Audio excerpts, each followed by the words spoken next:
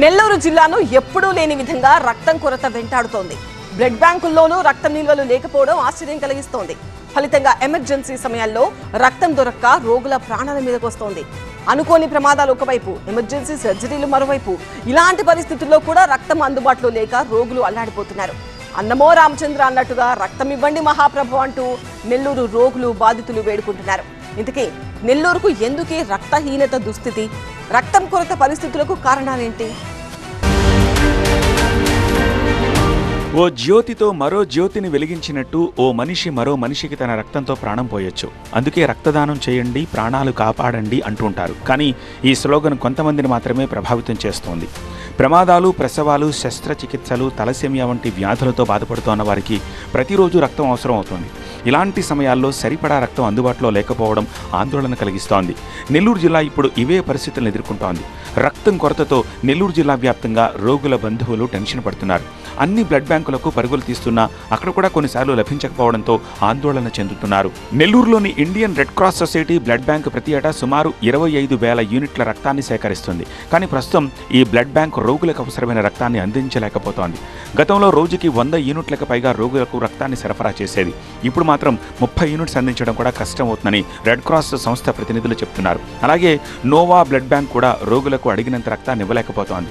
ప్రభుత్వం ఆధ్వర్యంలో నడిచే జీజీహెచ్ బ్లడ్ బ్యాంకులోనూ ఇదే పరిస్థితి నెలకొనడం షాకిస్తోంది. చివరకు రక్తం కొరతతో జిల్లాలోని పలు ఆసుపత్రుల్లో ఆపరేషన్లు కూడా వైద్యులు వాయిదా వేసుకుంటున్నారంటే పరిస్థితులు ఎంత దయనీయంగా మారాయో అర్థం చేసుకోవచ్చు. అయితే వీలైనంత వరకు బ్లడ్ ఇచ్చేందుకే ప్రయత్నిస్తున్నామంటున్నారు రెడ్ క్రాస్ బ్లడ్ బ్యాంక్ నిర్వాహకులు.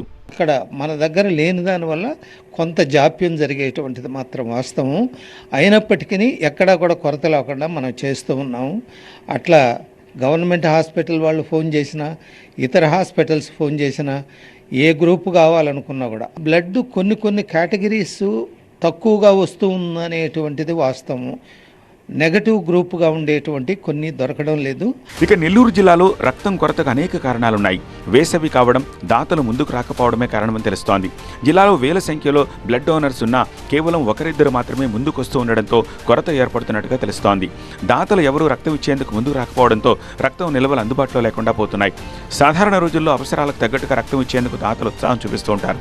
కానీ వేసవి కారణంగా ఆరోగ్యం సహకరించదనే అపోహతో రక్తం ఇచ్చేందుకు దాతలు వెనకడుగు వేస్తున్నారు. అయితే ఇలాంటి అపోహలు నమ్మొద్దని, రక్తం ఎప్పుడైనా దానం చేయొచ్చని రక్తదాతలు, స్వచ్ఛంద సంస్థల ప్రతినిధులు చెప్తున్నారు. బ్లడ్ కొరత చాలా ఎక్కువగా ఉంది. ఎందుకంటే దీనికి మనం అవగాహన తెప్పించుకోవాలి. ఇప్పుడు ఫర్ ఎగ్జాంపుల్ యాక్సిడెంట్లు జరిగిన గర్భిణీ స్త్రీలకి, హార్ట్ సర్జరీ జరిగినప్పుడు బ్లడ్ చాలా ఎక్కువ అవసరం ఉంటుంది. ఇప్పుడున్న యువత ఏమనుకుంటున్నారంటే పొరపాటు పడుతున్నారండి. ఎందుకంటే బ్లడ్ ఇస్తే నీరసంగా అయిపోతాము అనేసి అనుకుంటా ఉన్నారు. అదేమి కాదు, నేను రెగ్యులర్గా బ్లడ్ ఇస్తూనే ఉంటాను. అదేంటంటే మనలో ఒక అవగాహన తెచ్చుకొని బ్లడ్ మనం ఎంత ఇస్తే అంత రికవర్ అవుద్ది, బాడీ కూడా బాగా యాక్టివ్ కూడా అవుతారు. ఎంత అవగాహన కల్పించినా రక్తదాతల్లో ప్రజల్లో మార్పు రావట్లేదు. ఇప్పటికైనా దాతలు ముందుకొచ్చి ఆపదలో ఉన్న వారిని ఆదుకునేందుకు రక్తదానం చేయాలని కోరుతున్నారు.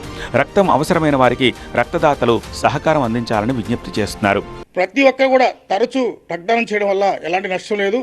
ఎండాకాలంలో ఒక 10 నిమిషాలు ఎక్కువసేపు రెస్ట్ తీసుకొని తర్వాత దైనందిక కార్యక్రమాల్లో మీరు పార్టిసిపేట్ చేయొచ్చు.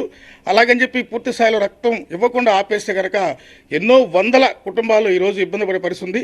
రక్తగ్రహీతులు పూర్తి స్థాయిలో చాలా ఇబ్బందికర పరిస్థితిలో ఉన్నారు. కాబట్టి ప్రతి ఒక్క యువకుడు కూడా కనీసం పుట్టినరోజు నాడు, వాళ్ళ పెళ్లి రోజు నాడు, మరి ఏదైనా సరే వాళ్ళకు ముఖ్యమైన రోజుల్లో ఖచ్చితంగా రక్తదానం చేయాల పరిస్థితి కనిపిస్తూ ఉంది.